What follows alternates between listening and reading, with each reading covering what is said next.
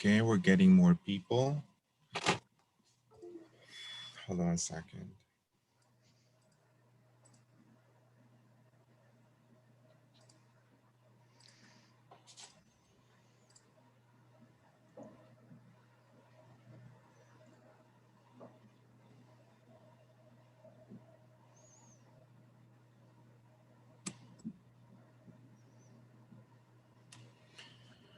All right.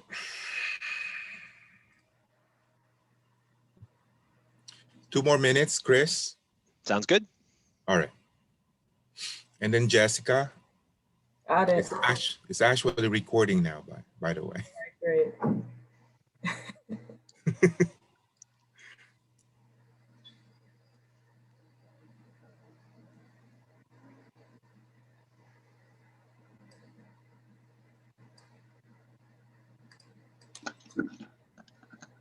Need to remember to set up these meetings with some Zoom waiting room music. Future. Right. Oh. Mood music. Yep.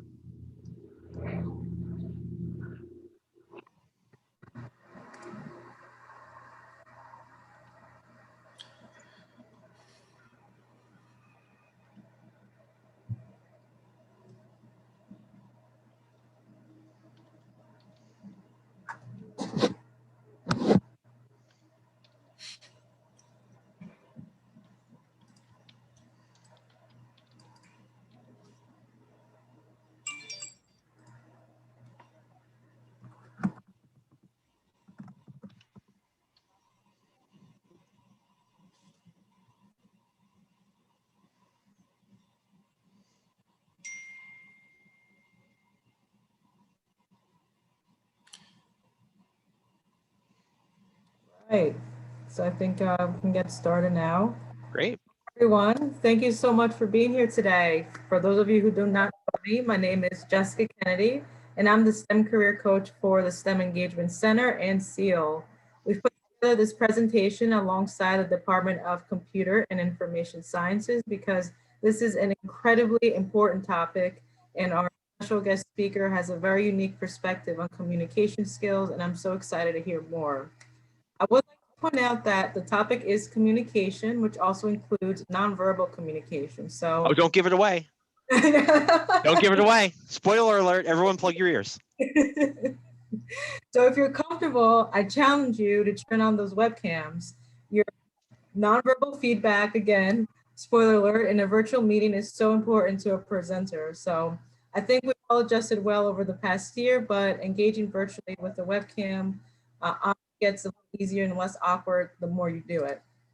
Now it's my pleasure to introduce Mr. Chris Fitzpatrick.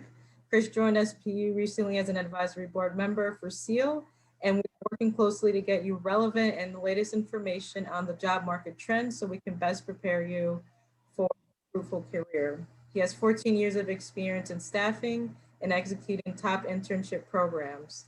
He's now Campus Relations Manager for Crestron Electronics, which is a multinational corporation, manufacturer, and distributor for audiovisual automation and integration equipment. Now I'm excited to hand over the digital floor to Mr. Fitzpatrick. Thank you. Thank you so much, Jess. I really appreciate that. Good afternoon, everybody. Thank you for spending an hour with me here today. And for some of you spending your lunch break with me, I really do appreciate it. I love being able to present with the folks at St. Peter's. I've been doing these presentations or presentations like these for almost all of the 14 years that I've been doing this. So I go way back with the SEAL team and with a lot of the different departments and divisions within St. Peter's. So it's very exciting to be here. And as Jess mentioned, this is a topic that's very near and dear to my heart in communication because I'm not a technical person by trade, right? I'm not necessarily somebody who has a tremendous background and understanding of engineering or computer science or cybersecurity. It's a very kind of a layman sort of an understanding, but communication is one of those transferable skills that is really utilized across the board. It doesn't matter what profession you're in. You will be able to get something out of this presentation regardless of what your major is or what your background is. So I'm just going to do my screen share here so that way everybody can see what we're going to talk about today. Okay, there we go. Is everyone able to see that? Is that Yeah. good? You can let me know in the chat. I can see the chat box. So if anybody has questions or comments as we're going, or want to give me a thumbs up or anything like that, you can use the, I think you can use the reactions tab, but you can also let me know in the chat box if you have any questions. Also in the chat box, I've posted some links and some ways to stay in touch with me. Again, as Jess mentioned, my name is Chris Fitzpatrick. I've been in the talent acquisition world of human resources for almost a decade and a half. My specializations are in campus recruiting. I also oversee diversity and inclusion programs, internships, co-ops, veteran recruitment, and some community partnerships. So I wear a few different hats within HR, all a tremendous amount of fun, but also a lot of impact. I often say that I have one of the coolest jobs in the world because I have the opportunity to see folks begin their careers at the early stages and really watch them grow with a company. So I only have a front row seat, but I get to the show very early, which is a lot of fun for me. I have a Bachelor of Science in Business Administration from Montclair State University, and I'm currently finishing up a Master's in Organizational Management from the University of Arizona's Global Campus. I have happily married. I have a 4-year-old son, and I'm an avid fan of the NFL's Green Bay Packers. So it's a little bit on me. Here are some ways to stay in touch. Hopefully the conversation does not just limit us to the next 53 minutes. Here are some different ways that you can keep in touch with me. You see there, YouTube channel, Twitter, LinkedIn. You can grab a screen grab of that if you want that for later on. And also I pasted those links in the chat. So if you go over to the chat box and open that up, you'll be able to open up those links, connect with me on LinkedIn, follow me on Twitter, or we can connect on that YouTube channel. That's relatively new. There's not a whole heck of a lot of content there just yet. But we will see that continue to grow in the next several months. All right. So today, what we're going to be going over is communication skills. And I want to start by asking a question, and you can either unmute yourself to answer this question or feel free to answer the question in the chat box.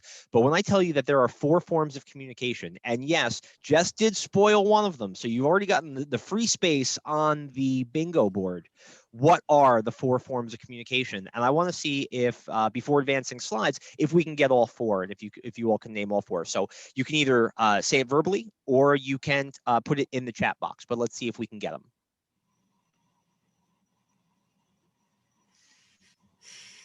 Anyone want to jump in? Verbal communication. There we go. Okay, good. Verbal communication. There's one, right?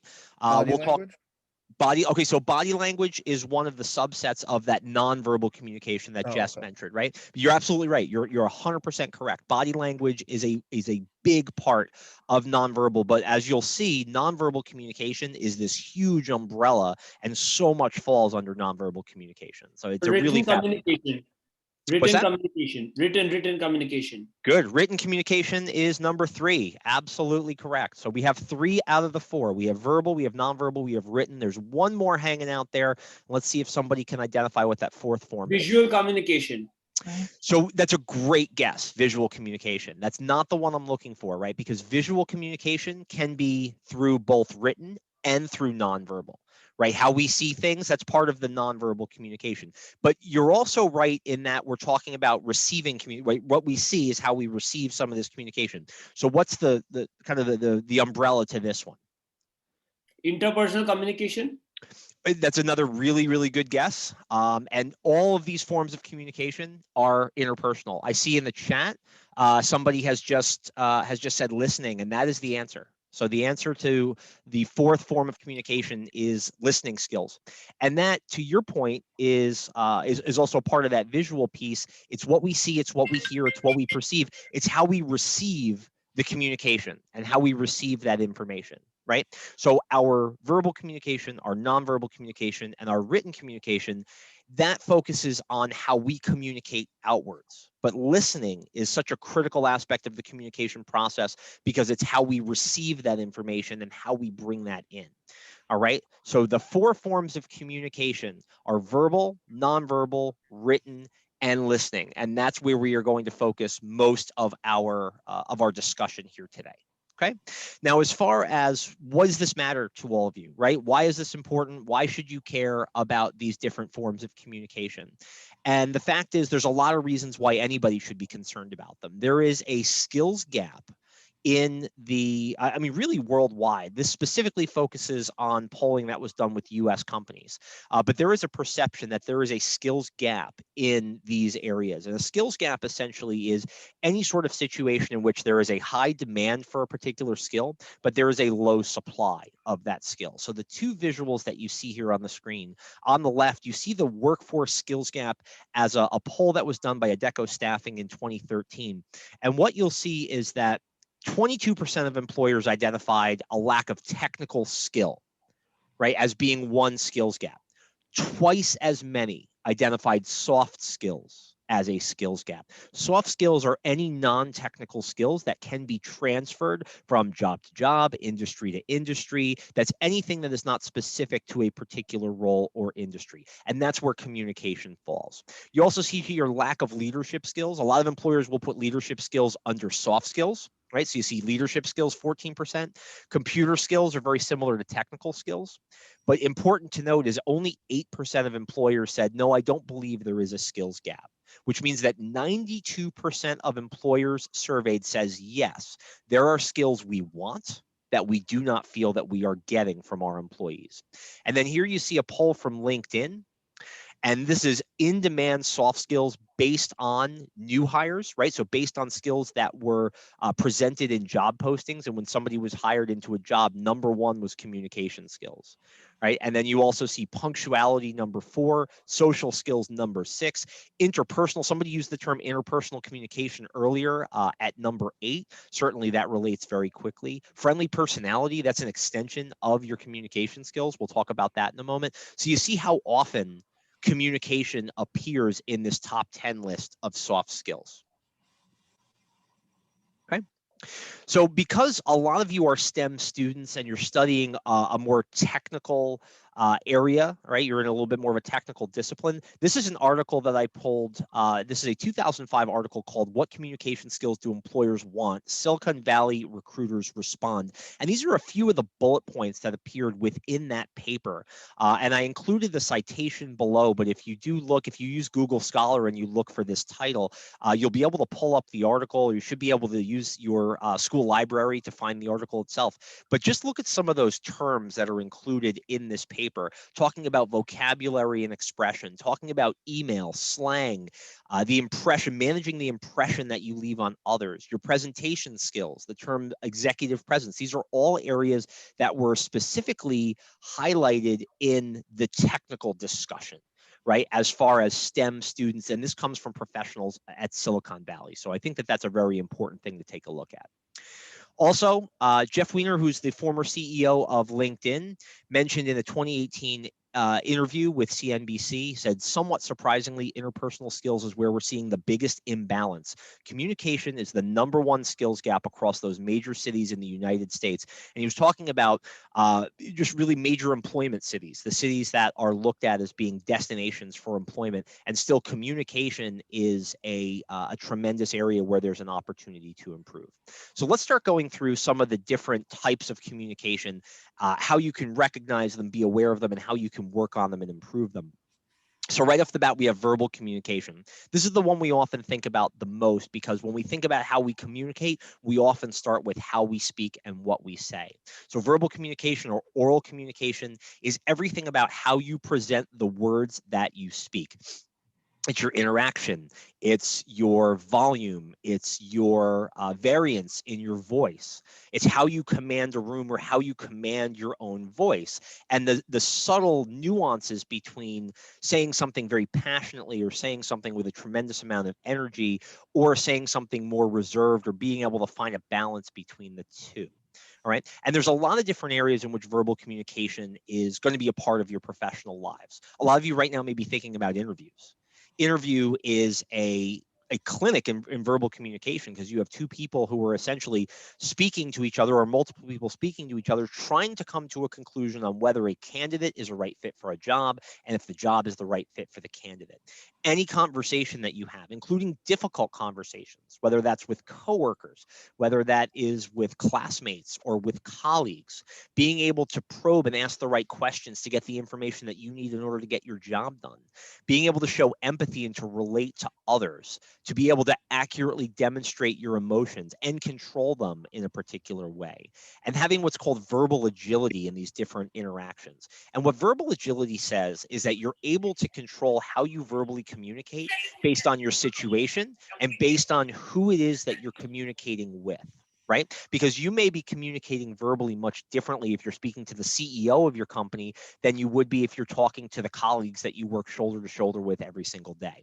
You're certainly going to communicate differently in a work setting than you would be if you were out with your friends on a Saturday night. Right? So understanding the different types of verbal communication interactions and having the agility to adjust is a critical aspect of verbal communication. Now, when we share stories, when we talk about situations, talk about ourselves, it's important to be aware of something called filler words. And filler words can be anything from like, you know, so basically, actually, literally, well, right, I mean, or like I said. Like is the #1 filler word still utilized to begin sentences that actually adds nothing to the sentence itself. It's just sort of invaded our everyday vernacular. And so this pie chart is just a funny representation of when somebody is telling a story or providing an example, what they want to say is, and I said, or something related to that. And what actually comes out with, and then I was like, and then they were like, but then he was like, and then she was like. These are common examples of filler words. So one of the things that I suggest when it comes to verbal communication is being aware of the filler words that you utilize and how to utilize better terminology in order to improve the way you present your verbal communication. So if you find yourself using the word like a lot, you have no excuse in thinking that there's no other way to say it. As a matter of fact, I have a list that I made several years ago. You can't see it on the screen. And if anybody wants this, if you email me, I'll be happy to share it with you. But these are 76 better ways to say something without saying, I was like. Okay? 76 better ways to say, I was like. You want to hear them? Let me get a thumbs up. Let me get, I see some folks in the video. Let me see. Let's see if we can get through these in 3 breaths. All right. It's been a while since I've done this. Let's see how we do. Articulated, narrated, phonated, recounted, related, said, sounded, told, vocalized, voiced, accounted, alleged, conjectured, considered, deemed, estimated, gossiped, held, hypothesized, reckoned, regarded, reported, thought, announced, communicated, expressed, mentioned, put into words, uttered, verbalized, answered, buzzed, chatted, communicated with, confabulated, conferred, conversed, spoke, acknowledged, acted, answered, countered, felt, rebounded, reciprocated, recoiled, recurred, replied, returned, reverted, acknowledged, came back, countered, reacted, responded, retorted, echoed, reciprocated, retaliated, returned, field of the question, got back to, shot back, wrote, corresponded, discourse, dropped a line, dropped a note, established contact, gave a call, heard from, reached out, replied, talked, telephoned. We got through that in 2 breaths. That's not too shabby. 76 better ways to say I was like in a conversation. So there are lots of different ways. You need to just be aware of what are your pause words or what are your filler words. And once you're aware of them, you'll find it's much easier to break that habit. Does that make sense to everybody so far? Yes. We're good? Yes. All right. All right, very good. So that's a little bit on filler words. So how do you become a more effective verbal communicator? How do you improve this critical skill set and how do you help bridge the skills gap? Well, there's 3 different areas in which you can focus right now. First one's verbal awareness. And we just talked about that a little bit when we were discussing the filler words. Become more aware of how you communicate. Listen to yourself when you communicate, and also take sometimes the uncomfortable step to ask people with whom you regularly speak, how do I communicate? What is your perception of how I communicate? This is where the folks over at SEAL and your advisors and your professors can be so helpful because they can mock interview you. They can listen to the way you communicate in a classroom presentation, and you can ask them, please let me know if there are any filler words or any verbal communication areas where I can seek to improve. You generally will do this to people that you trust and people that you feel are very in tune with how you communicate. And once you become more aware of it, you'll be able to begin addressing that. All right, verbal agility we talked about a little bit. Whenever you enter a conversation, wherever you're going into some sort of a communication exchange, take a moment to ask yourself, who is this person that I'm about to speak with and how do I want to address them?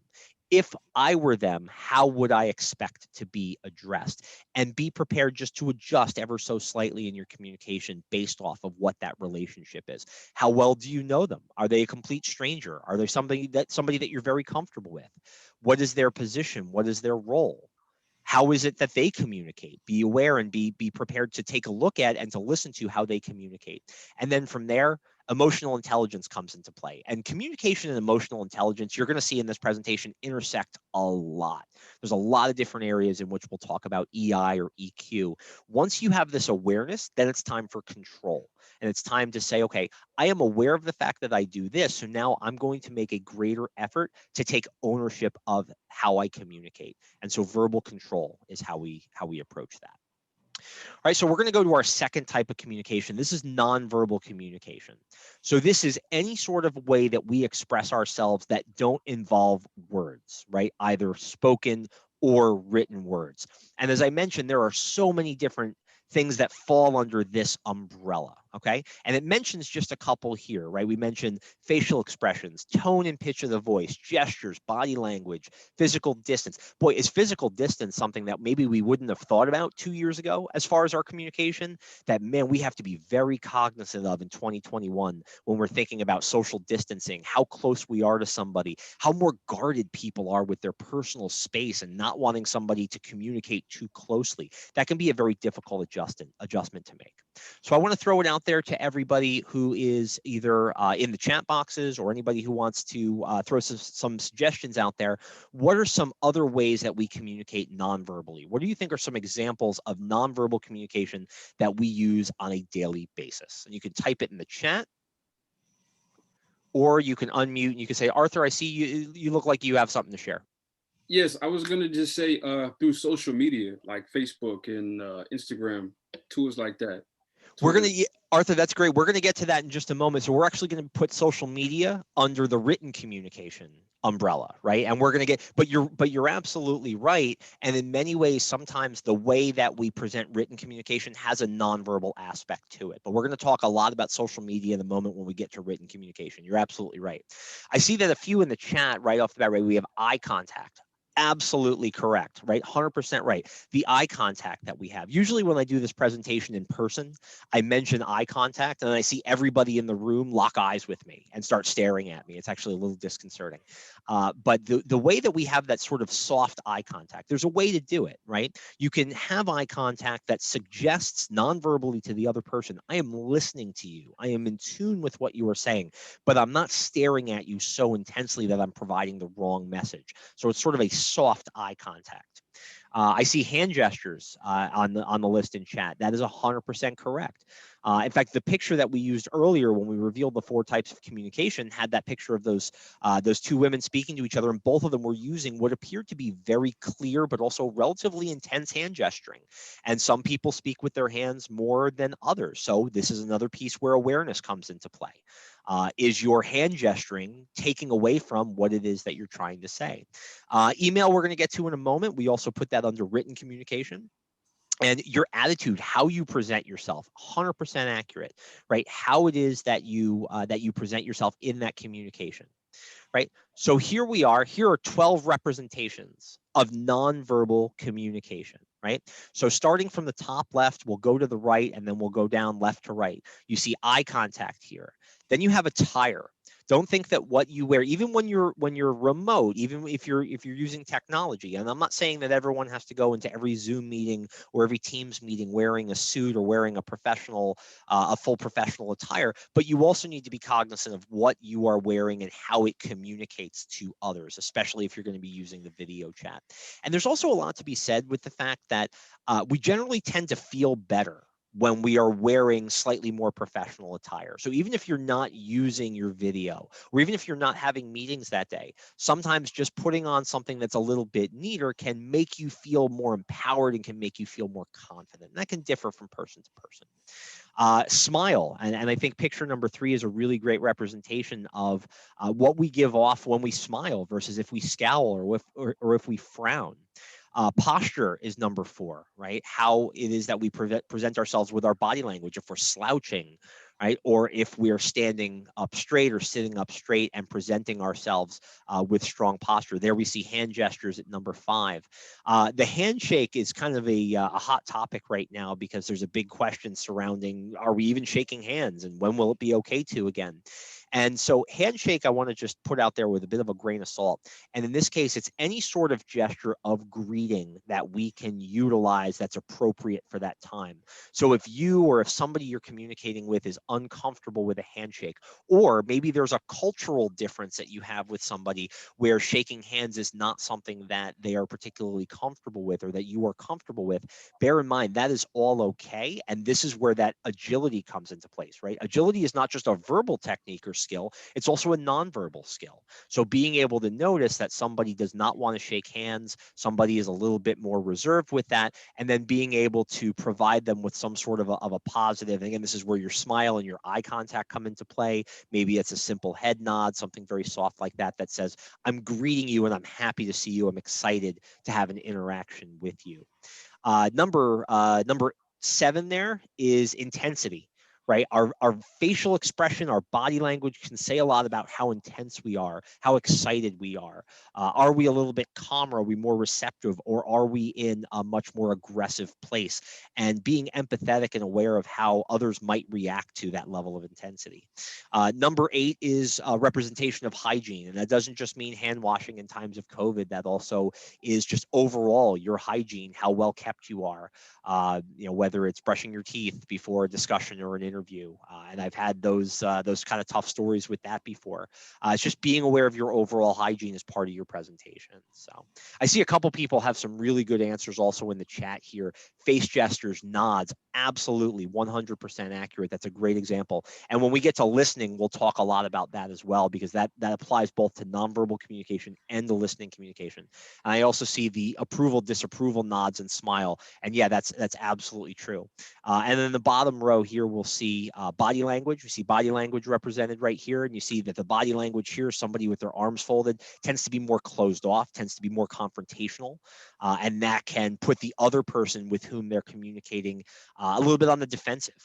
Then we have punctuality. Picture of the gentleman here checking his watch, right? How punctual we are says a lot about our nonverbal communication, how important that was to us. And sometimes there's no way to avoid it, right? If you're late to something, just being able to say, hey, you know what, I apologize, here's the situation. But to make it a point to try and be punctual, that is a form of nonverbal communication that tells others how important their time is to you.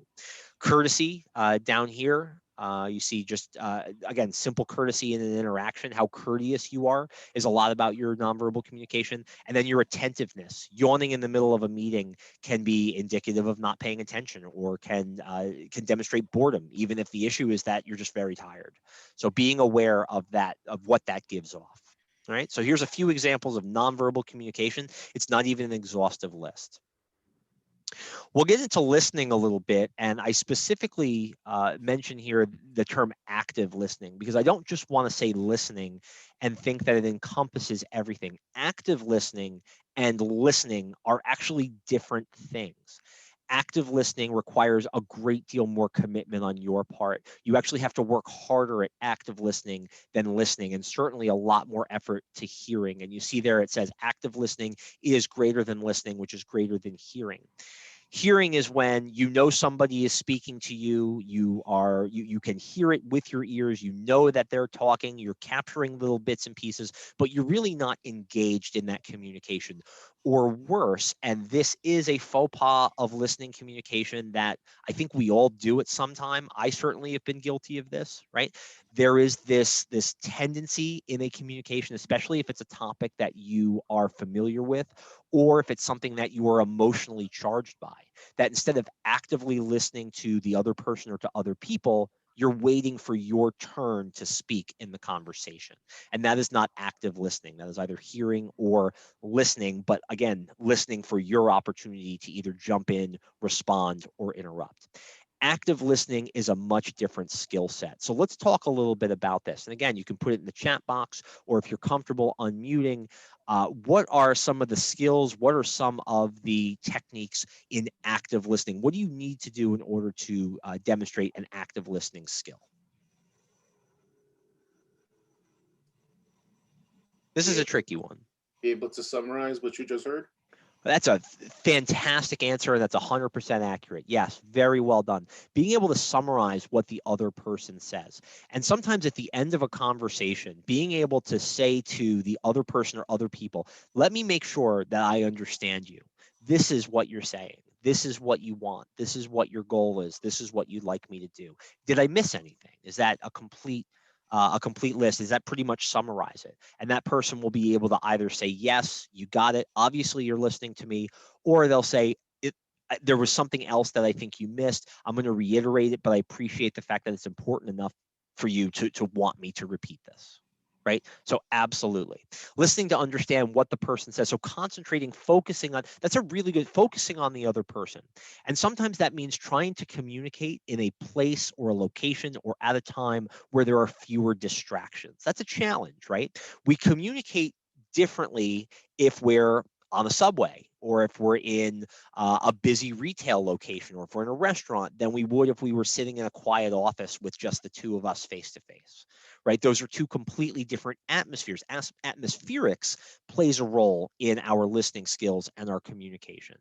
To be unbiased, what a great example. And this could be another hour presentation, right? Talking about the topic of unconscious bias, or allowing our stereotypes, allowing our unconscious bias to come to the surface and to start making assumptions about what the other person is saying based on topics other than what the person is actually saying, right? Ascribing some sort of intent to them based off of something such as race, color, gender, age, national origin, anything that would be considered sort of the cultural noise that could affect how you hear and how you receive information. And that is just such a fantastic answer, because if you go into a communication with bias, or go into a communication already having made up your mind, you are subconsciously or maybe even consciously closing yourself off to active listening. You're saying, I don't actually want to communicate with you. I want to communicate at you. And that is not an effective exchange of information. You can't learn anything, and it's very unlikely that you and the other party or parties will be able to come to some sort of consensus. So that's a fantastic, fantastic answer. So let's go over a few of the active listening skills, right? Key active listening skills. And you see 6 of them here from the Center for Creative Leadership. This was a list that they put together. And somebody mentioned number 1, pay attention. And that seems simple enough. It seems obvious enough. And yet this is one of the areas where most people falter when it comes to their listening communication. You actually have to pay attention to the other person. You have to make the effort. It sounds exhausting sometimes, but if you are in a place where you're easily distracted, and listen, there's personal examples of this, and then there's professional examples of this. And sometimes when I'm home and my wife's trying to explain something to me and the television's on and it's pulling me away, I can feel it. It's almost like a magnet. You have to be cognizant of that and be able to say, you know what, I need to hear what you're saying. So let me turn this off, or this is important at the moment, right? Because it's the fourth quarter, and actually this doesn't happen in my household because my wife's a Packer fan too. But if that ever did happen, I'd be able to say, you know what, can we talk about this in 15 minutes, or is this something that's immediate, right? And that puts the question back on the other person. Withhold judgment. It is very difficult to do, but don't begin judging the other person until you've had an opportunity to really hear them, to listen to them, and to digest what it is that they're saying. This is really very challenging, but so important. And this speaks to the unbiased portion of the communication, right? Not judging that person based off of the first thing that they say, or being able to allow yourself to give them a clean slate. Then reflect. Sometimes the mistake that we make is trying to respond too quickly because we're so fixated on wanting to seem engaged or wanting to seem prepared or intelligent on the topic. But sometimes taking a few seconds to really reflect, or if it's a very in-depth conversation, being able to say, you know what, you've given me a lot of great information today. I'd really like to process this, and maybe we can follow up on it because I want to make sure that I fully understand everything it is that you're telling me. That can be a very valuable approach and technique as well. Clarify. If you are unsure about something, ask. And don't be embarrassed to say, you know what, I'm not quite sure I understood what you were getting at when you talked about this particular point. Can you explain that a little bit better? It's not that you don't understand the topic. You may just not understand where this person is coming from with that topic.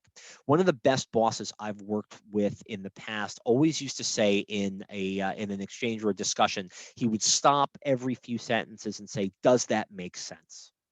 And in the early going in our relationship, my immediate, almost reflexive answer was, yes, absolutely, I understand, because I wanted to show him I was listening and I wanted to show him that I understood what he was saying.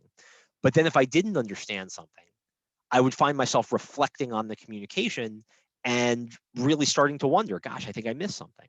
And I realized it was okay. He was asking me that not just to give himself a pause. He was asking that because he honestly wanted me to tell him, you know what, I'm a little confused here. Can you explain this to me so I can understand what we're talking about better?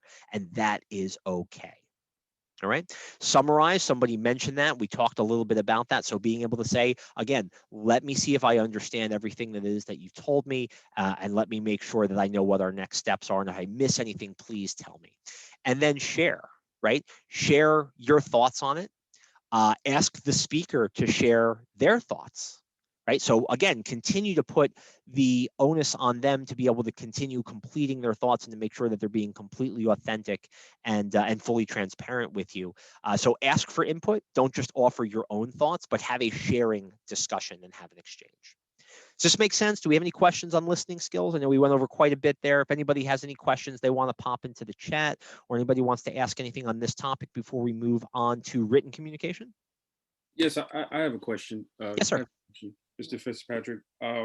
When I communicate sometimes with my colleagues, sometimes my family on just multiple topics about anything, how do you figure out what's the best thing to respond to versus trying to just keep conversation? I find that dilemma and with my elders a lot because they tell me a lot that once upon a time they were in an era where kids didn't have conversations in adult conversation or they didn't interject anything.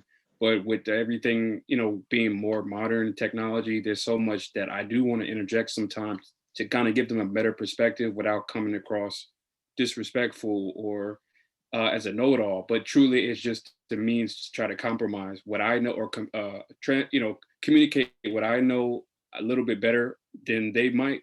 And I don't always, I think, get that right, even if it's just from listening or to not judging, to listen, reflecting. All of these, I don't know how to exactly do that the right way sometimes. Sure. So And Arthur, just to make sure I understand, you're talking about both in a professional and a personal context, right? yes, Okay. yes, even in corporate, when you go into interviews and they're asking you, how do you plan to help this company? And it's a company that's always done things a certain way and they're trying to adapt, and you want to just communicate the right way without saying too much. Absolutely. That's a fantastic question. And I thank you for bringing that topic up. It's interesting when I think about the most effective communicators in my circle, right? The people who I know either personally or professionally, whom I believe are very adept communicators. The folks I put on the top of that list are not necessarily the ones who are the best speakers or always the most well presented, but they are the ones who listen the most effectively. And they have this uncanny ability to always seem genuinely interested in what the other person is saying. So in your case, right, you're talking about you're talking about a generational gap, which, by the way, is a very real issue in diversity, equity, and inclusion. Right, we focus on a lot of different things in DE&I, and one of them is age gap or generation gap, and how people communicate differently across different generations. And you very rightly bring up the technological point, right? Somebody who you referred to as one of your elders, so somebody of an older generation who maybe has a little bit more life experiences, but they're used to seeing things a certain way, and they're telling you about it. And you add value to the conversation. And don't go into this thinking that because of active listening means that you need to diminish the value you bring to the communication, right? But it's important to look at that person or listen to that person and say, wow, what you're saying is really interesting. And it's different from what I've experienced now, where this happens and that happens. what do you think that would be like? Or what do you think the biggest differences are? And to ask those questions, that keeps the conversation going. And it also demonstrates to the other person you're genuinely interested in what they have to say. And I also just want to commend you on that question, Arthur, because it comes from such a good place, right? It shows that you are genuinely interested in wanting to not only improve these skills, but to show that degree of respect for somebody with whom you're communicating.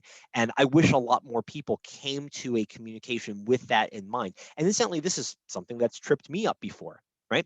Now, the other thing that's important to note to Arthur and to everybody who's listening to this is easier to do with topics that don't emotionally charge us, right? I think it's a little bit easier to have this, wow, I'm really interested in what you have to say.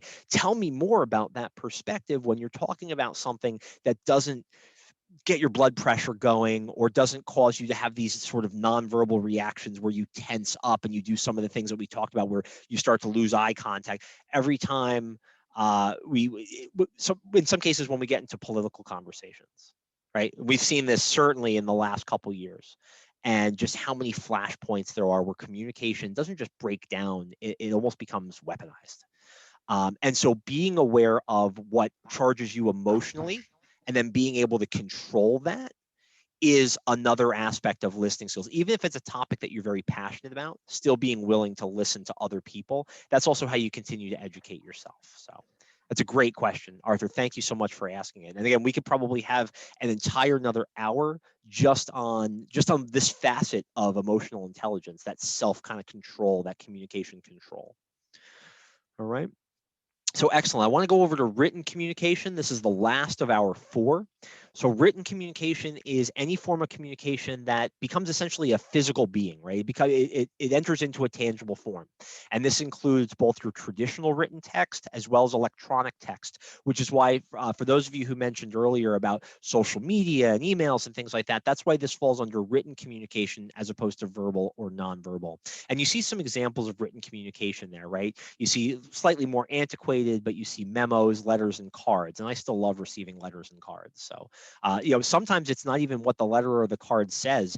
I think at this point, generationally, to go back to what Arthur was talking about a moment ago, the idea of receiving a letter or a card is a lot less about what words are contained and just the effort that we know it took to send a written communication like that. Then you see a little bit more on the technological side, emails, you see social media posts, and boy, is that a pervasive area of written communication, social media posts. I do an entire other 1-hour seminar just on social media etiquette and tell some pretty awful stories about how people have lost their careers to poor social media etiquette. Text messages, and certainly I think from a legal standpoint, we hear about in these big cases about how text messages are being subpoenaed and how once you send something over text, there's a way to retrieve it. There's a way to get it. It becomes permanent in some way, shape, or form, even if you delete the text from your phone. Faxes, contracts. Contracts are a great form of professional communication between two parties. This includes employment letters or offer letters or anything like that. Websites that we create. We're redoing our company website right now, and how we present information out there. That's a form of written communication that talks about our brand. Reports, press releases, individual messages or private messages, DMs, anything like that. These are all examples of written communication. Okay, so I have 3 discussion topics that I want to throw out there. And again, we can use the chat, or you can unmute and you can answer any of these questions. But what I'd like to address with everybody is, what are the challenges of written communication, right? So what are the drawbacks? What are the benefits of written communication? And then how can we improve written communication? Let's start with the first one, right? Is it Usmani? Did I get that right? I see we have a hand raised. Did I pronounce that correct? Usman, yeah, close enough. Usman, okay, excellent. Yeah, I was gonna ask. Well, not ask, but the challenges of written communication, like you can't show tone, I guess, in written communication. So it's easy to like interpret something in a different tone, and it sounds a lot different than the person who originally intended it. Yeah, what a fantastic answer, right? Absolutely. Tone and nuance get lost a little bit in written communication. Now, there are some things that we can do to try and accurately communicate it, right? Boldface print, underline to add emphasis, italicize, exclamation point versus period. But the fact of the matter is, those aren't used universally the same way, right? There are a lot of people, and you may know people, you may have people in your written communication circle who just use way too many exclamation points at the end of every sentence. And when they're really excited, they use 3 of them. Versus somebody who doesn't really use exclamation points because they don't want the other person to think that they're yelling. There's inconsistency in what those changes to the written medium mean and also how they're received. So yeah, you really do lose some of the nuance that you would get from a verbal communication. So Usman, that's a fantastic answer, and thank you so much for sharing that with us. Who else wants to provide a challenge of written communication?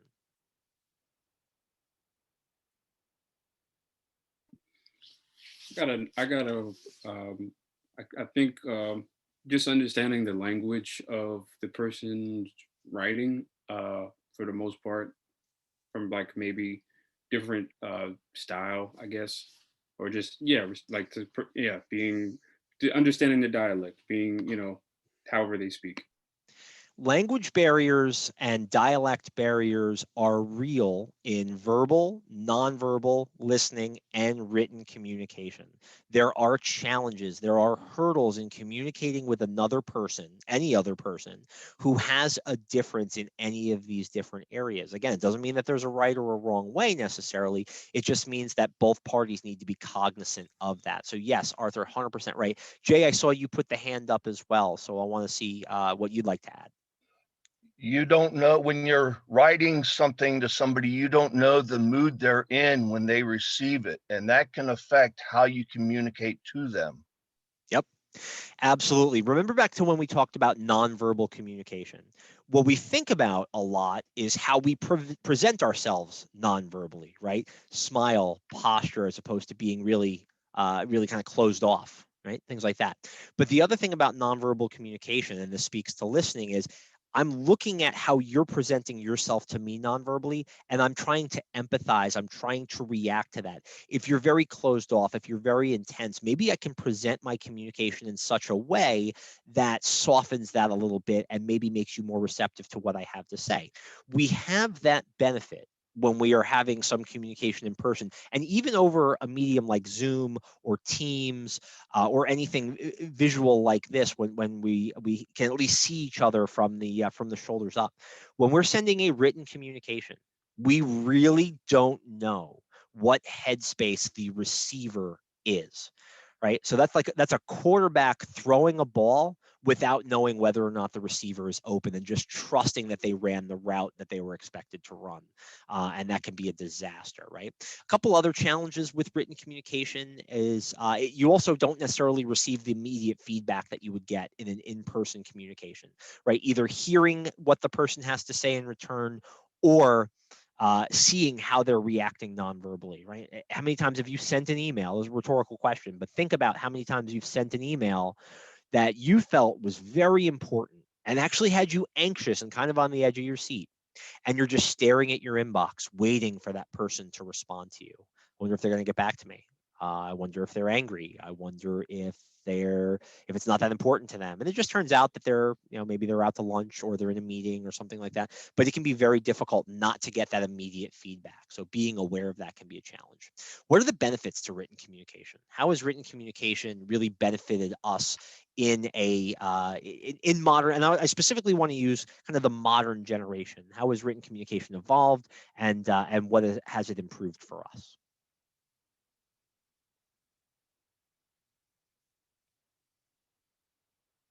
I see some great answers in the chat here too, which is fantastic. Maybe you want to add benefits to written communication? Go ahead, Usman.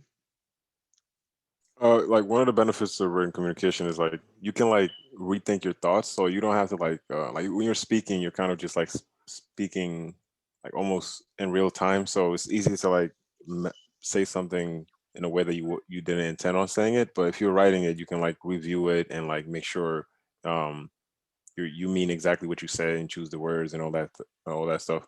And also like some people aren't as like don't communicate verbally as easily. So giving them the option of written communication allows them to be more comfortable, so they can say what they actually intended on saying. Great example. I mean, two fantastic examples, and I want to hone in on the first one that you talked about.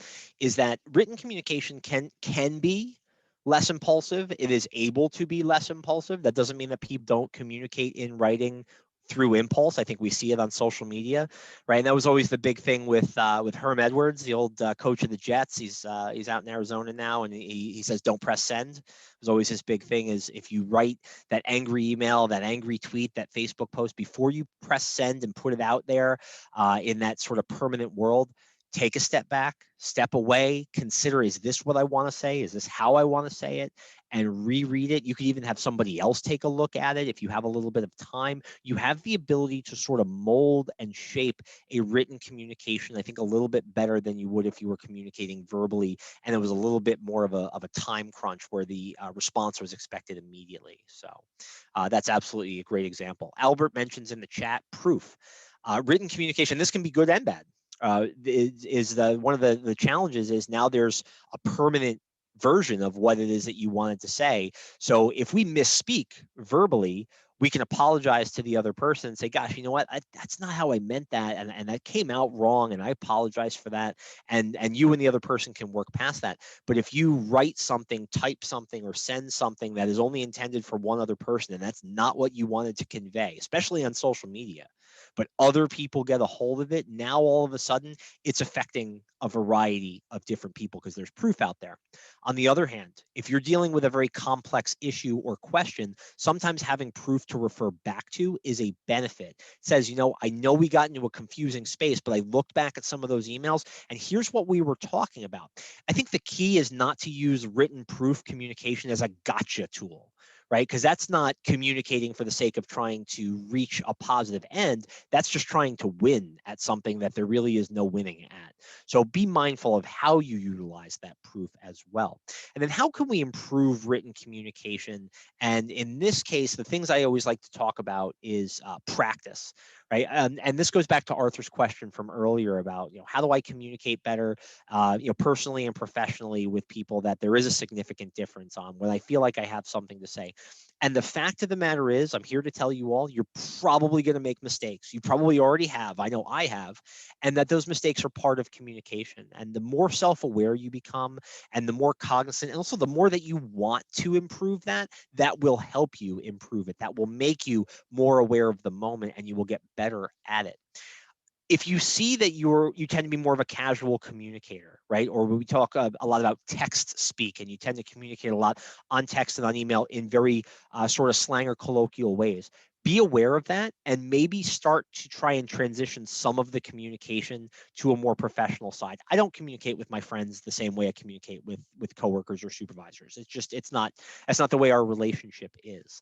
But where you see opportunities to start really focusing on your written communication, use it as an opportunity to practice and get better. And then if you haven't already, if you have an opportunity to take an elective in communications, whether it's written or verbal or just general communications, I am a huge advocate of taking a communications course. And as a matter of fact, a lot of leaders and professionals, when they're asked which college courses impacted them the most in their careers, a lot of them do cite communications courses as being things that really help them professionally down the line. And then last but not least, if you have never used Grammarly, I'm a huge fan of this. I've been using it since I started my master's program. And boy, do I now just survive on this thing in my emails and in so many of my written communications. Grammarly is a wonderful tool that will help you really take stock of what it is that you're saying and trying to say. And down below, I've included a link here. If you Google what corporate America can't build a sentence, it's a fantastic article from the New York Times about the written communication gap in corporate America. So some final thoughts here, just as we wrap up the the presentation is remember your emotional intelligence when you're having communications, right? Emotional intelligence, studies have shown, is a better predictor of professional success, especially in leadership roles, than intelligence is. So while we get wrapped up, I think, as a society in IQ because it's quantifiable, and we just associate people with higher IQ as just being smarter. That doesn't necessarily translate to them being more successful, because more emotionally intelligent people who are self-aware, empathetic, and able to control and manage the message that they're putting out there, they tend to have better relationships and they tend to build trust with others, which translates into professional success. Consider what your communication says about your personal brand. And I want you to think about it along these lines. It doesn't matter what it is you want to do professionally with your life. Every single person is the CEO of their own personal brand, right? Each and every one of you is the CEO of Your Name Incorporated. And it's up to you as the CEO to make the decisions on how you want your company to be presented to your stakeholders, personal stakeholders, professional stakeholders, community stakeholders, and just how you feel about yourself, right? That self-esteem and that self-worth. So think about what your communication says about your personal brand, and if you need to make adjustments to that to feel like you're presenting your corporation in a way that you feel better about. And it has to be a way that you feel better about, right? Don't just focus on what quote unquote society's expectations are for your communication. Think about, how do I want to present? What do I want people to say about me? Assert your value proposition. This is critical in anything from education to vocation to your personal relationships, but take stock of what value you bring to your relationships and to your situations. Use a SWOT analysis. Take stock of what your strengths are and look for ways to highlight them. Take stock of what your weaknesses are and don't avoid them or hide from them, but really address them, and be prepared for that interview question about your weaknesses, and be ready to talk about something that you have already started to work towards improving. Take stock of your opportunities and how you can take advantage of them. Opportunities are in your environment, right? You can't control those, but you can take advantage of them. And watch for external threats and how you can manage them. Be aware of those. And then last but not least is be professional, authentic. A discussion about effective communication is not trying to mold people into one particular sort of common communication style. Be who you are. Be your authentic self. Bring your authentic self to the workplace, to your personal relationships, but seek to be the best version of what that authenticity is, and strike a balance between this is who I really am and this is the professional version of who I am. Bring those two things together and be the professional you, and realize that managing your image, it affects your perception, how you're perceived, and that perception is reality to other people. With any communication, practice the 7 C's, right? Your communication should be correct. Make sure your information is as accurate as possible. Make sure it's complete, that you get all of the information out there that you need to convey. It's concrete, right? It's tangible. It says something that's true. It's concise. You don't have to use you don't have to write 1,000 words where 200 will do. Consideration. Think about the other person who might be receiving this information. Courteous, even if it's in a communication that you're not happy being in, courtesy will always go a longer way than hostility will. And clear. Be as clear as possible. Try to make your communication as easy to understand. And if it's not, be cognizant of that fact and ask somebody if they need clarification. So that is the end of the presentation. Those are the slides. And Albert, you asked me earlier about the timing on the presentation. I think we pretty much nailed it from a timing standpoint. Yeah. I did want to ask everybody on the call real quick, and you can include this in the chat if you like, but is there something from today's discussion that really resonates with you that you're going to use as a takeaway going forward, right? And before you do that, I see that Jess put a link to a Google form in the chat. We'd like your feedback for this presentation. It's very important to Jess and their team to hear a little bit about what your impressions were.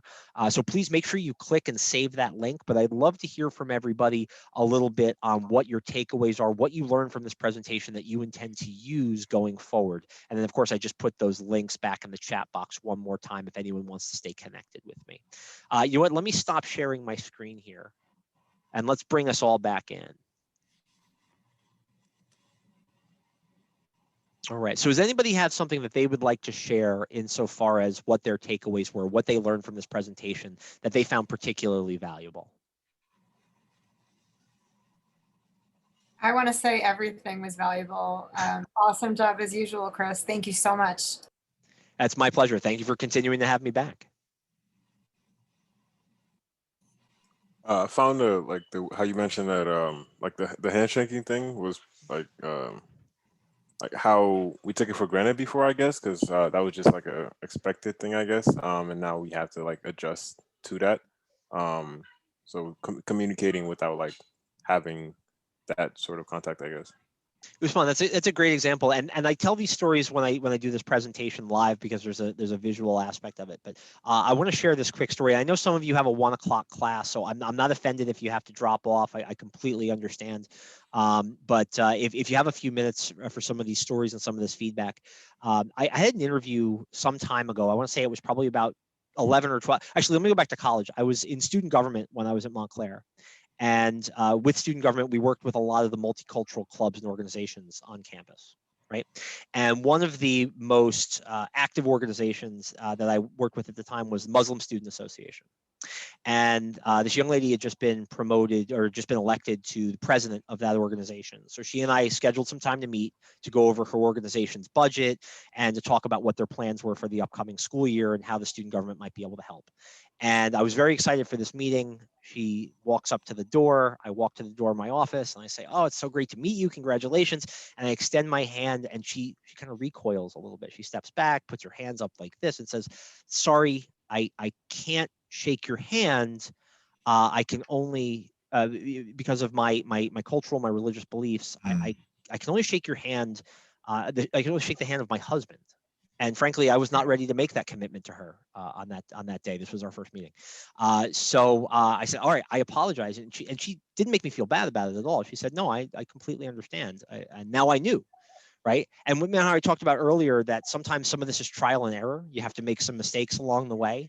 But the important thing is to learn from those mistakes and to have empathy for people when you make those mistakes, right? So then I'm with another employer several years later, and I have an interviewee waiting in the lobby for me. And so I walk out ready to interview this person and bring them into the office. And it is a Muslim woman, probably in her early 20s, was finishing up college.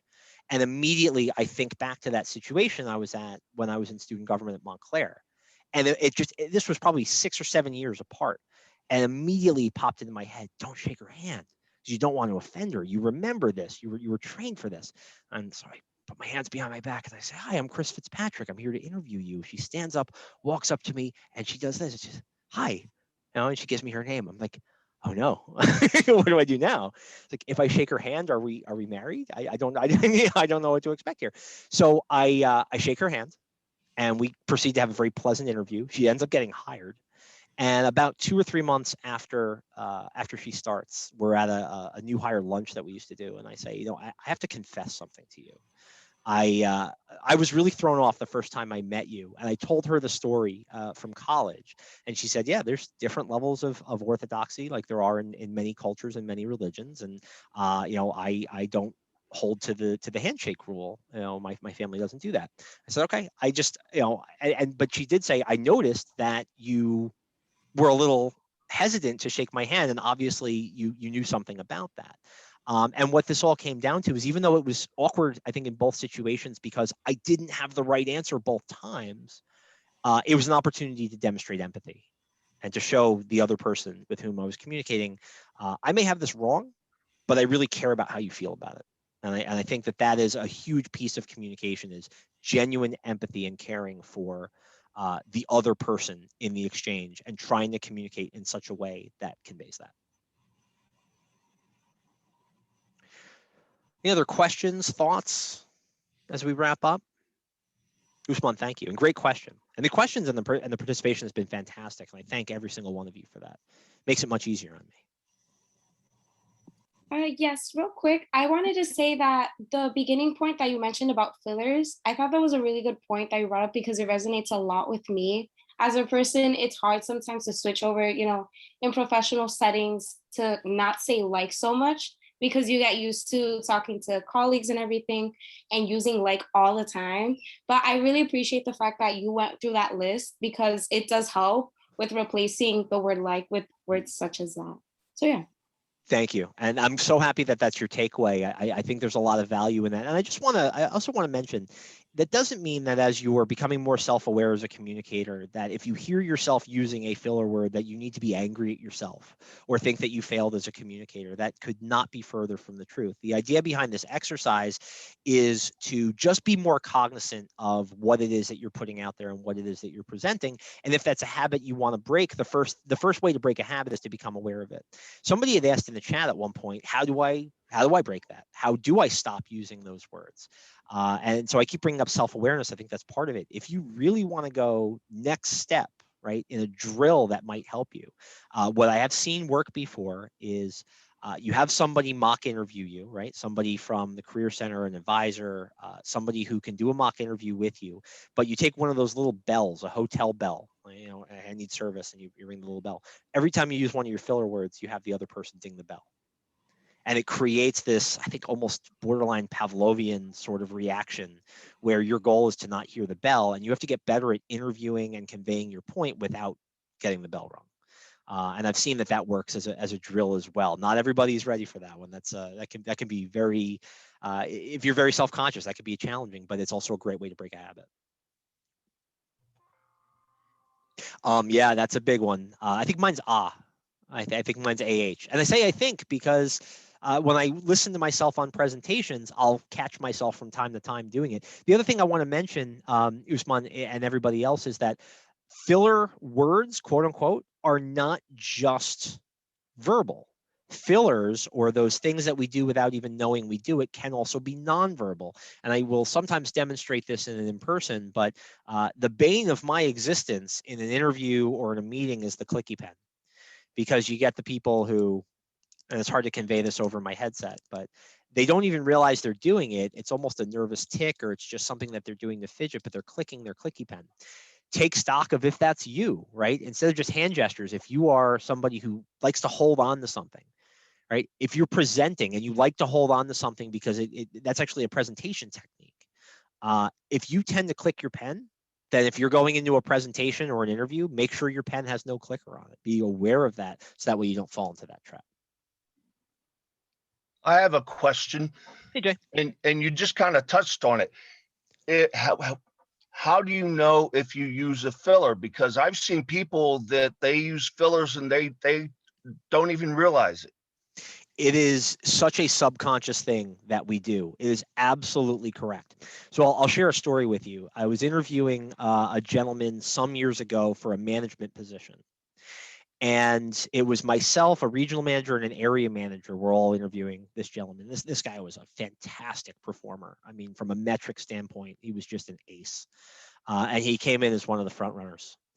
And immediately as he started responding, he began using his filler word, which I forget which one it was. It was either or like or I forget. But I started making hash marks on a piece of paper, just very subtly. I wasn't trying to embarrass him. I just took subtle hash marks of the number of times he said each of these filler words. We finished up the interview. He did end up getting promoted. But after it was all done, I set up a meeting with him. I had him come in my office. And I said, listen, I want to give you some real feedback on your interview, because substance-wise, you did such a fantastic job. You have an opportunity in your verbal communication. And I showed him the numbers. And I think he used one of his filler words in a 40-minute interview more than 100 times.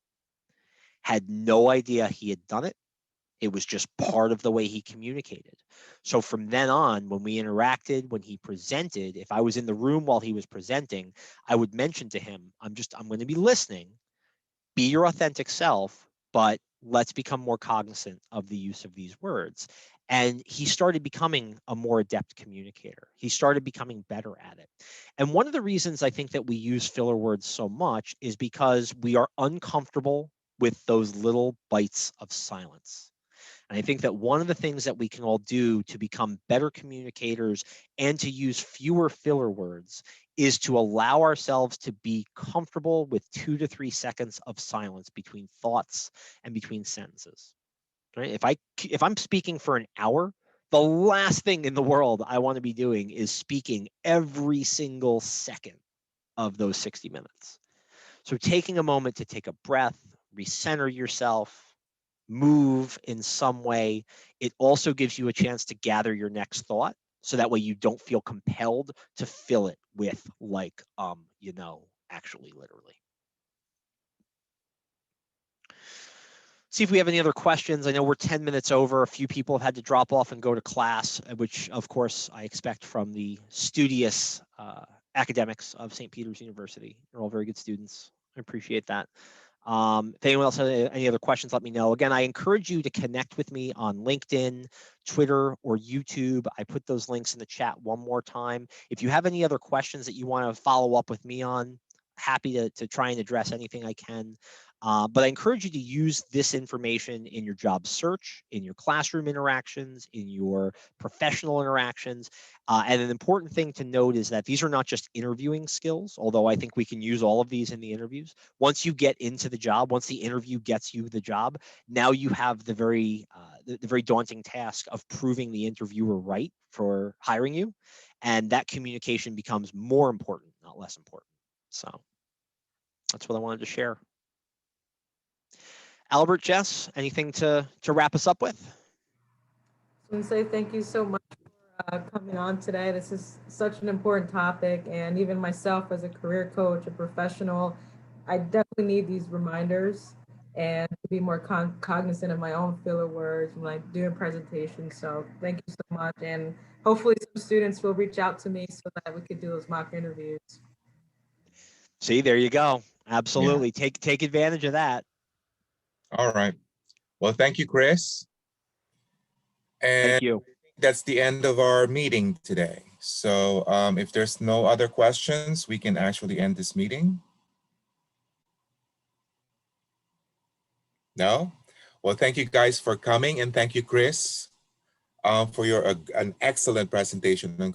Now, for